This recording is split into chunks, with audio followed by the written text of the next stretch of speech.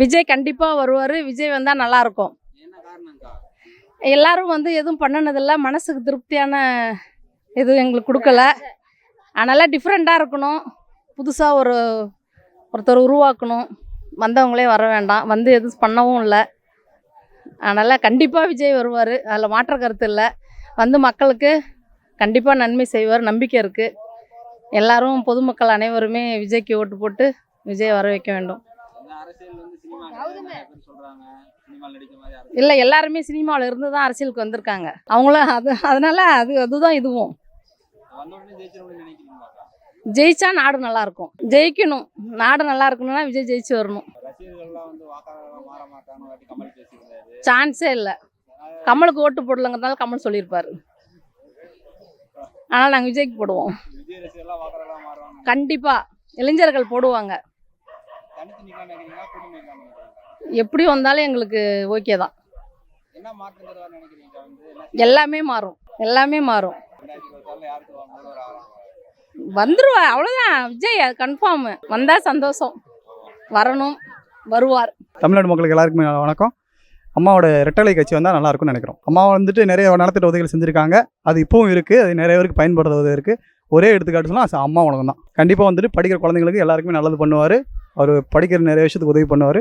பொதுமக்கள் எல்லோரும் நிறைய நல்லது பண்ணுவார், நம்புவோம். அதனால் அம்மா ஆட்சி, எடப்பாடி ஆட்சி வந்தால் நல்லது மக்களுக்கு. இப்போதைக்கு என் மனசில் அதிமுக ஆட்சி வந்தால் நல்லதுன்னு நினைக்கிறோம். நான் ஜெயலலிதா அம்மா ஆட்சி ரெட்டலை வந்தால் நல்லாயிருக்கும்னு நினைக்கிறேன். ஆமாம், எடப்பாடி பழனிசாமி ஆட்சி தான் நல்லதுன்னு நினைக்கிறேன். 2026 சீமான் வந்தால் நல்லாயிருக்கும்னு நினைக்கிறேன்.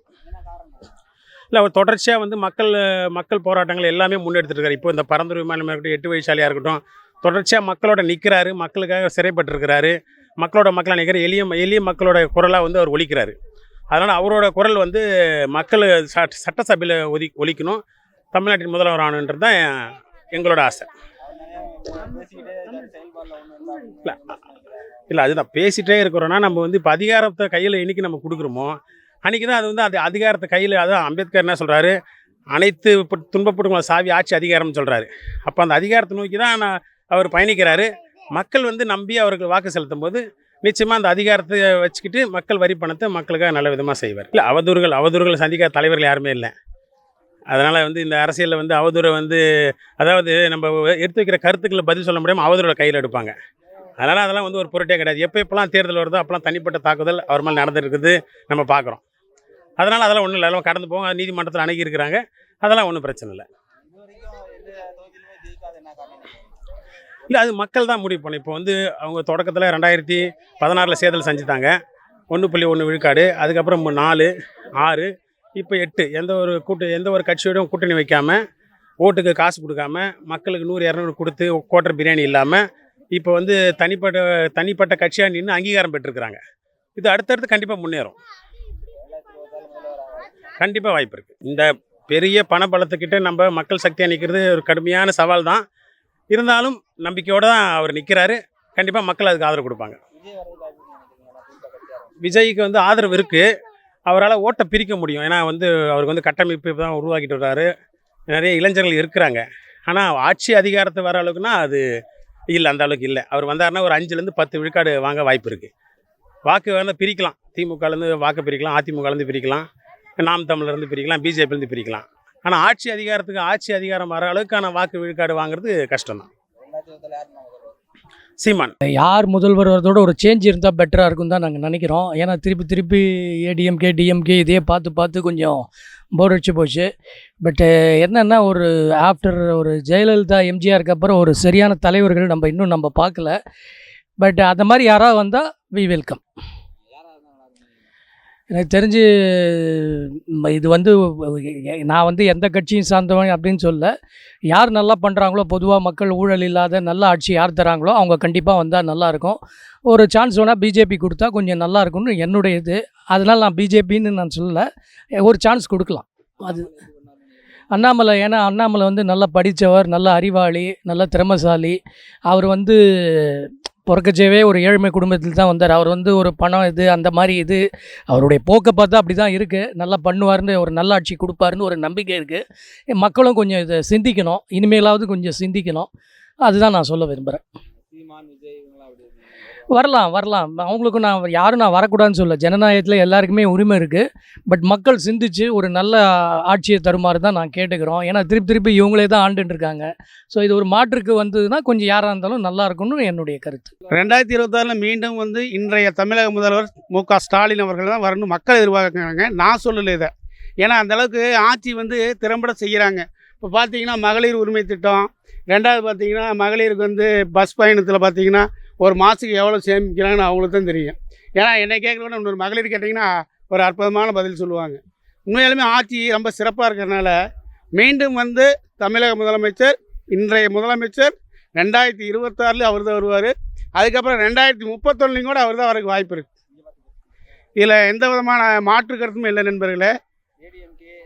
ஏடிஎம்கே வர்றதுக்கு உண்டான வாய்ப்பே இல்லையே. அவங்க தான் கட்சி ரெண்டாக உடஞ்சி கிடக்குதே, எப்படி வருவாங்க? இன்னொன்று கூட நான் தெளிவாக சொல்கிறேன். எனக்கு என்ன பயமெல்லாம் ஒன்றும் கிடையாது. இன்றைய நடிகர் விஜயும் கூட சொல்லுவாங்க வருவார்ன்ட்டு. அவர் எப்படி வருவார்? 75 ஆண்டு காலம் டிஎம்கே பாரம்பரியத்தில் கட்சியில் இருக்குது. அவர் வர முடியுமா? இல்லை நேற்று பேஞ்ச முளைச்சல் இன்றைக்கி முளைச்ச காலம் மாதிரி விஜய் வர முடியுமா? வாய்ப்பே இல்லை. வருவார், ஆனால் இன்னும் ஒரு 10 வருஷம் போனால் ஒரு சீட்டோ 2 சீட்டோ வருவார். இப்போ வரக்கு வாய்ப்பு இல்லை. என்ன நண்பர்? ஏங்க சீமானி எப்படிங்க கேட்குறீங்க நீங்கள் கேள்வி? நான் பதில் சொல்கிறேன். 14 ஆண்டு காலம் ஆயிடுச்சு சீமான் கட்சி ஆரம்பித்து. ஒரு எம்எல்ஏ சீட்டு வந்திருப்பாரா? இல்லை ஒரு எம்எல்ஏ சீட்டு தான் டெபாசிட் இல்லாமல் ஒரு கணிசமான வாக்கு வாங்கி இருப்பாரா? இல்லவே இல்லை. எப்படி வர முடியுங்க ஒரு? வேறு கேள்வி கேளுங்க சொல்கிறேன்.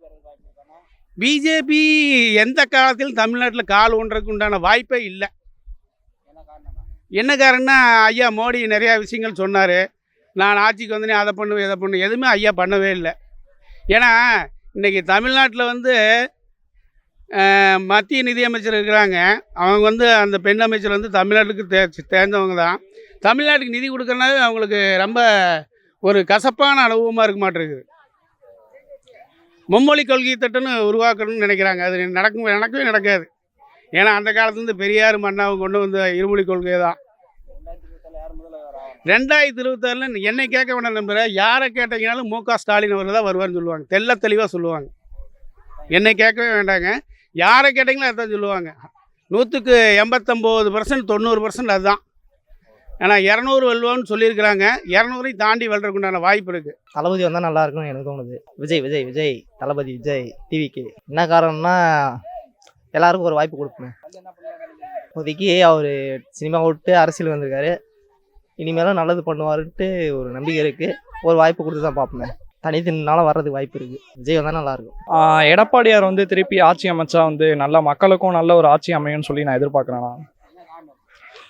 ஏன்னா இப்போ பார்த்தீங்கன்னா டிஎம்கே நல்லா தான் ரூல் பண்ணலன்னு சொல்ல முடியாது. ஆனால் எனக்கு எம்ஜிஆர் மேலே அப்புறம் செல்வி ஜெயலலிதா மேலே ஒரு இது இருக்குது, ஒரு பற்று இருக்குது. அது மாதிரி பார்த்தீங்கன்னா 2011 மாதிரி ஒரு க்ளீன் ஸ்வீப்பை எதிர்பார்க்கலாம்னு நினைக்கிறேன். ஏன்னா ஏடிஎம்கே தரப்புலேருந்து 234 தொகுதிகளிலும் மகத்தான வெற்றியை இரட்டை இலை அடையும். விஜய் வேணும்னா அவரோட தொகுதியில் ஜெயிக்க வாய்ப்பு இருக்குண்ணா. ஏன்னா அவருக்கான மக்கள் மத்தியில், இளைஞர்கள் மத்தியில் ஃபெமிலியர் அதிகமாக இருக்குது. ஆனால் அவங்க கட்சியில் இருக்க மற்றவங்களுக்கு பார்த்தீங்கன்னா கொஞ்சம் கம்மியாக தான் இருக்குது. அதே தரப்பில் பார்த்தோன்னா இங்கே டிஎம்கே சைடில் பார்த்தோன்னா எல்லாருக்குமே தனித்தனி செல்வாக்கு இருக்குது. இப்போ விஜய் தனியாக போட்டிடுவாரா இல்லை கூட்டணி கட்சிகளை அமைச்சு பல கட்சிகளை கூப்பிட்றாரு. பிஎம்கே, விசிகே இப்படி எல்லா கட்சிகளையும் கூப்பிட்றாரு. ஆனால் அந்த கட்சிகள் எல்லாமே ஏடிஎம்கே டிஎம்கே கூட அவங்கவுங்க பொலிட்டிக்கலில் கரெக்டாக அலைன்ஸ் கரெக்டாக இருக்குது. அப்படி இருக்கிறப்ப விஜய் தனித்து நின்று போட்டிக்கிட்ட தான் அவரோட பலம் என்னங்கிறது தெரியும். ஆனால் பல இடங்களில் டிவிக்கே ஒரு 3வது இடத்த பெறும்னு சொல்லி எதிர்பார்க்கலாம். அதான் நான் சீமான் டிவிக்கு இது ரெண்டுக்கும் தானே ஒரு போட்டி இருக்கும். ஏன்னா சீமான் எப்பவும் தனிச்சு தான் நிற்பார். அவரும் ஒரு தமிழ் தலைவர், அவரும் ஒரு நல்லவர் தான். அதனால் எனக்கும் சீமான் அண்ணன் மாதிரியும் ஒரு பட்டு இருக்குது, விஜய் அண்ணன் மாதிரியும் ஒரு பட்டு இருக்குது. நான் விஜயோட ஃபேன் தான். பட் ஆனால் எனக்கு பொலிட்டிக்கல் ரீதியாக பார்த்தீங்கன்னா இப்போ பார்த்தீங்கன்னா எடப்பாடி எந்த ஒரு ரெக்கமெண்டேஷன் இது மாதிரிலாம் வரல. ஒரு தனி சூழல்னால அவரே உருவாகி வந்தார். ஒரு லீடராக, ஒரு தலைவராக உருவாகி வந்திருக்காரு. அதனால் தமிழ்நாட்டுக்கு ஒரு சிறப்பான ஆட்சியை அமைப்பார் அப்படின்னு சொல்லி எதிர்பார்க்கலாம். அதான் நான் எடப்பாடியார் முதல்வர் வரணும். அலைன்ஸ் பிஎம்கே இப்படி பல அலைன்ஸ் அமையும். அமையலைனாலுமே ஏடிஎம்கே தன்னோட பலத்துக்கு வாழ்வாசாவா தேர்தல்னா இப்போ நீங்கள் எப்பயுமே பார்த்து ஏடிஎம்கே என்னப்பா இந்த நிலைமையில் இருக்குது இப்போ நீ சொல்றியேன்னு சொல்லி நீங்கள் கேட்கலாம். ஆனால் ஏடிஎம்கேக்கு எப்போ ஒரு எப்படி சொல்கிறது, ஒரு பதட்டமான காலம் அப்படின்னு பார்த்தீங்கன்னா பெரும் தலைவர்கள் மறைகிற காலம் தான் ஏடிஎம்கேக்கு வந்து ஒரு கண்டமான காலங்கள். அப்படி பார்த்தீங்கன்னா எம்ஜிஆர் டெத்தானப்போ ஜானகியம்மா, அப்புறம் ஜெயலலிதா வந்தாங்க. அப்புறம் வந்து அந்த அரசியல் சூழலே பார்த்தீங்கன்னா ஜெயலலிதா அம்மாவை ஒரு மிகப்பெரிய லீடராக வந்து உருவாக்குச்சு. அதே மாதிரியே பார்த்தீங்கன்னா எடப்பாடி வந்து ஒரு லீடராக அம்மா மறைஞ்சதுக்கப்புறம் வந்திருக்காரு. நிச்சயமாக அவர் வந்து இந்த அரசியலில் வந்து வெற்றி பெறான்னு சொல்லி எதிர்பார்க்கலாம். அண்ணாமலை ஐபிஎஸ் அவர்கள் வந்தால் நல்லா இருக்குன்னு நினைக்கிறேன். ஏன்னா அவர் வந்து எஜுகேஷன் ப்ளஸ்ஸு போலீஸ் இதை பற்றிலாம் வந்து ட்ரைனிங் எடுத்து நல்லா படிச்சிருக்காரு. அறிவு சார்ந்த விஷயங்களை வந்து கொண்டு வருவார்னு நினைக்கிறோம். அதுக்காக தான். அது அவங்கவுங்க மனநிலை பொறுத்து. ஆனால் பாஜக என்ன செஞ்சுருக்குன்றது படித்தவங்க இளைஞர்கள் அவங்களுக்கு வந்து நல்லா புரியும். டிஎம்கே பொறுத்தவரையும் பார்த்தோன்னா ஒரு சில விஷயங்கள் வந்து படித்தவங்களுக்கு அறிவு சார்ந்தவங்களுக்கு அந்த துறை சார்ந்த ரீதியாக பார்த்தீங்கன்னா என்ன நிலைப்பாடு இருக்குதுன்னு தெரியும். ஏன்னா அவங்க என்ன சொன்னாங்க, என்ன செஞ்சுருக்காங்க, அதில் எத்தனை பர்சன்டேஜ் வந்து நிறைவேற்றிருக்காங்க, நிறைவேற்றலைன்னு சொல்லிட்டு. ஏன்னா அவங்க ஏடிஎம்கே இப்படி இருக்கும்போது, எடப்பாடி இருக்கும்போது இவங்க என்னென்ன சொன்னாங்க, அவங்கள எந்த மாதிரியான கேலி பண்ணாங்களோ, ஆனால் அதுக்கு ஆப்போசிட்டாக தான் இவங்களே நடந்துருக்காங்க. அது எல்லா மக்களுக்கும் தெரியுது. சீமான் வந்து இந்த வாட்டி கட்டமைப்பு கம்மியாக தான் இருக்கும். ஏன்னா அவங்களுக்குள்ளே ஒரு சில கருத்து வேறுபாடுகள், முரண்பாடு இருக்க தான் தெரியுது. விஜய் வந்து தன்னிச்சையாக வரன்றது கொஞ்சம் சந்தேகம்தான். ஏன்னா அரசியல் என்பது பல்வேறு மனநிலை பொறுத்து அது கோட்பாடு, கொள்கை, அதனுடைய செயல்பாடுகள் வெளிப்பட்டால் மட்டுமே மக்களிடத்தில் போய் பதியும். அண்ணாமலை கண்டிப்பாக வரணும், வந்தார்னா நல்லா இருக்கும். ஏன்னா மற்ற இரு கட்சியினுடைய ஆட்சிகளை வந்து மக்கள் பார்த்துட்டாங்க. அடுத்தது புதுமையாக ஒன்று வந்தால் அது எப்படி செயல்படுதுன்னு நல்லா இருக்கும் மக்களுக்கு. ஒரே மறுபடியும் ஸ்டாலினே வந்தால் நல்லாயிருக்கும். ஸ்டாலின்னா இப்போ ஸ்டாலின் பின்னாடி எப்படி இருந்தார் என்னன்னு தெரியல. திமுக இப்போ இன்னைய சூழ்நிலையை பார்க்கும் பொழுது திமுக வந்து மக்களுக்காக ஏற்றுக்கொள்ளக்கூடியதாக இருக்கிறது. அதிமுக வந்து அந்த அளவுக்கு லைக் இல்லை. அது சரியான ஒரு தலைவர்கள் கிடையாது, போட்டியான அளவு கிடையாது. சீமான் வந்து பேசிகிட்டே இருக்கலாம், பேசிக்கிட்டே இருப்பார். அவர் தான் பேச்சு. அவர் வந்து சொல்கிற மாதிரி இந்த பேச்சா இல்லை, அவரோட நாகரிகமான பேச்சா இல்லை. சும்மா இது காட்டும் நடித்தனமாக பேசக்கூடியதாக இருக்குது. பிஜேபியில் வர்றது வாய்ப்பே இல்லை சார். பிஜேபியில் என்ன சார், அவங்களாம் வந்து அதாவது அந்த காலத்தில் ஆங்கிலேயர்கள் வந்து எப்படி நம்மளை அடிமைப்படுத்தினாலும் அதே போல் டெல்லியிலேருந்து தமிழ்நாட்டை வந்து காலி பண்ணுவாங்க, சுத்தமாக காலி பண்ணுவாங்க. இதுதான் அவங்களுடைய இது. விஜயா வந்து இதுக்கு அடுத்த பீரியட் வரலாமல் ஒழிஞ்சு வர்ற பீரியட் வந்து திமுக வந்துட்டு அதுக்கு அடுத்த பீரியடில் வரதுக்கான வாய்ப்புகள் இருக்குது. அதுக்கு அடுத்த 5 இயர்ஸ் கழிச்சு முதல்வர் வந்து திமுகவோட முதல்வர் தான் யாராச்சும் நியமிக்கப்பட்ட நல்லா இருக்கும். 2026 முதல்வராக வரணுன்னாக்கா பழையபடி வந்துட்டு திரும்பியும் ஏடிஎம்கே வந்ததுன்னா நல்லா தான் இருக்கும். என்ன காரணம் அப்படின்னு கேட்டிங்கன்னா வந்து எப்பயுமே வந்துட்டு தமிழ்நாடை பொறுத்த வரைக்கும் ஏடிஎம்கே டிஎம்கே தான் வருது. அதில் வந்துட்டு திரும்பி ஏடிஎம்கே வந்துட்டு திரும்பியும் வந்துட்டு நல்லாட்சி அமைச்சாங்கன்னா கொஞ்சம் நல்லாயிருக்கும், பெஸ்ட்டாக இருக்கும் அப்படிங்கிறது என்னுடைய கருத்து. பர்சன்டேஜ் காட்டுவார ஒழிஞ்சு மற்றபடி சிஎம் ஆகிறதுக்கு என்னை பொறுத்த வரைக்கும் வாய்ப்பு இல்லை. விஜய்க்கு பர்சன்டேஜ் காட்டலாம், எடுத்த உடனே இறங்கி உடனே சிஎம் ஆகிறாங்கன்னா வந்துட்டு அது ரொம்ப பெரிய விஷயம்தான். ஆனால் அந்த அளவுக்கு வாய்ப்பு கம்மி தான். பர்சன்டேஜை காட்டலாம், அவ்வளோதான். சீமான் அண்ணன் வந்துட்டு எப்படி சொல்கிறது, அவங்க கூட்டணே இல்லாமல் வந்து ஆல்ரெடி வந்துட்டு எல்லாத்துலேயும் வந்துட்டு போட்டியாக எல்லாத்துக்கும் வந்து எந்த ஒரு கூட்டணியும் இல்லாமல் வந்துட்டு நல்லா தான் பண்ணிகிட்ருக்காங்க. அவங்க வர வர 5 வருஷத்துக்கு ஒரு டைம் பர்சன்டேஜ் அதிகமாகிட்டு தானே இருக்குது அவங்களுக்கு. ஓகேங்களா? அதனால் வந்துட்டு அவங்களையும் எதுவும் குறை சொல்ல முடியாது. யார் கூடயும் கூட்டணி இல்லாமல் தனிப்பட்ட முறையில் வந்துட்டு என்னோடய பர்சன்டேஜை காட்டுறேன் அப்படிங்கிறப்ப வந்துட்டு அதுவே பெருமையான விஷயமா தான் இருக்குது. No problem. பிஜேபிங்கிறது வந்துட்டு அவங்களும் பர்சன்டேஜ் வந்துட்டு அதிகமாக தான் வந்துட்டு இருக்காங்க. ஆனால் வந்துட்டு ஜெயிக்க போகிறது வந்துட்டு என்னை பொறுத்த வரைக்கும் பார்த்தீங்கன்னா ஏடிஎம்கே வந்தால் நல்லாயிருக்கும். மேக்ஸிமம் டிஎம்கே மெஜாரிட்டி இருக்கும். ஏன்னாட்டா எப்படி இருந்தாலும் அடிச்சு பிடிச்சி அவங்க தான் வரதுக்கு வாய்ப்பு இருக்குது. ஏன்னாட்டா இப்போ ஆளுங்கட்சி வேறு, அடுத்த ரோல் வரத்துக்கு அவங்க தான் 80% வாய்ப்பு இருக்குது. இது டிஎம்கே எல்லாமே ஏடிஎம்கே ஒன்று சேர்ந்தால் தான் அவங்க வரத்துக்கு வாய்ப்பு கோசரம். பிஜேபி ஒருத்தளவு வரத்துக்கு வாய்ப்பு கம்மி தான். ஏன்னு கேட்டால் இப்போ மும்மொழி கொள்கைன்னு ஒன்று ஆரம்பிச்சிருக்காங்க, அது மேஜர் இஷ்யூவாக போயிட்டுருக்கு. ஏன்னு கேட்டால் மற்ற ஸ்டேட்லாம் 2 மொழி தான் இருக்குது, இங்கே மட்டும் திணிக்கிறதுக்கு அவசியம் இல்லை. ப்ரைவேட் ஸ்கூல்லாம் இருக்குது, அது இருந்துட்டு போட்டோம். ஏன்னாட்டா கல்வி சார்ந்த பிரச்சனை பொறுத்தவரை இப்போ நம்ம மேக்ஸிமம் மும்மொழி வந்துச்சுன்னா நம்ம தமிழ் இங்கிலீஷாக பார்டர்லாம் பாஸ் பண்ணுறாங்க. ஹிந்தி வந்துச்சுன்னா நம்ம பசங்க கஷ்டப்பட்டு தான் பாஸ் பண்ணுவாங்க. அந்த அளவுக்கு ஹிந்தி நம்மளால் கேதர் பண்ணி வரதுக்கு கஷ்டம். ஆனால் ப்ரைவேட் ஸ்கூல்லாம் வந்துட்டு போகுது, ஒன்றும் பிரச்சனை இல்லை. அந்த இஷ்யூவே மேஜர் இஷ்யூவாக இருக்கும். அவங்களுக்கு இந்த வாட்டி டப்பு கொடுக்கும் வரத்துக்கு. சீமான் அங்கேயே நிறைய பிரச்சனை இருக்குது. அவங்களும் தான் நிறைய பிளவுபட்டிருக்கு. அவங்களும் இன்றைக்கி அவரை நிலக்கொலையே வச்சுருக்காங்க. அது அந்த அந்த லேடி விஷயத்தில் அது அவர் நிறைய இஷ்யூ இருக்குது. அதை விட்டு அவர் வெளியே வர்றதுக்கு கொஞ்சம் கஷ்டம். அவர் கூட்டணி வச்சா தான் வாய்ப்பு இருக்கோசரம் தனித்து வர்றதுக்கு வாய்ப்பு கம்மி என்னை பொறுத்தளவுக்கு. ஆனால் இருக்குது, எப்படி சீமானுக்கு ஓரளவுக்கு கூட்டம் வந்தால் அதுமாதிரி விஜய்க்கு கூட்டம் வருது.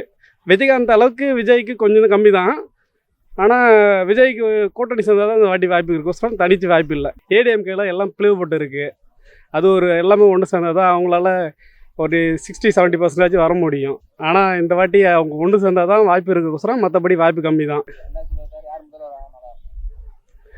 இது என்ன கணக்கு என்னன்னா, ஒரு 2 கூட்டணி கட்சிக்கு வரவங்க 6 மாதம் இவங்க 6 மாதங்க அப்படி வந்தால் தான் இன்றைக்கி இருக்கிற சூழ்நிலை எல்லாமே புட்டு உடையுன்னு சொல்லுவாங்கள்ல, அது மாதிரி சரி வருவங்கோசரம் ஒரே ஆளை ஆண்டுருந்தாங்கன்னா ஏற்கனவே இருக்கிற மாதிரி தான் இருக்கும்.